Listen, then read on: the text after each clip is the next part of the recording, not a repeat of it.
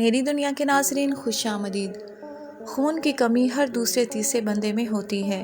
کچھ لوگوں میں اس کی شدت زیادہ اور کچھ میں اکثر کم ہوتی ہے، لیکن یہاں ایک بات بتاتی چلوں کہ اگر چند گھنٹے کام کر کے کمزوری محسوس کریں تو اس کا مطلب ہے کہ آپ میں یقیناً خون کی کمی کا عنصر ضرور موجود ہے۔ آج کی ویڈیو میں انتہائی آسان اور قدیمی نسخہ آپ کے سامنے لائی ہوں جو دنوں میں آپ کی کمزوری اور خون کی کمی کو بھی دور کر دے گا۔ اکثر لوگوں میں دیکھا جاتا ہے کہ ان کا ایچ پی لیول بہت کم ہوتا ہے، اور اگر جسم میں ایچ پی لیول کم ہو تو اس انسان خود کو بہت کمزور اور تھکا ہوا محسوس کرتا ہے۔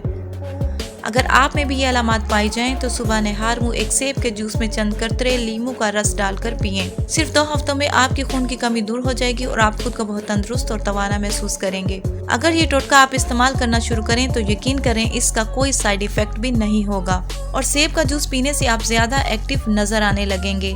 ایسی مزید معلوماتی ویڈیوز دیکھنے کے لیے میری دنیا کو سبسکرائب اور بیل آئیکن پر کلک ضرور کریں۔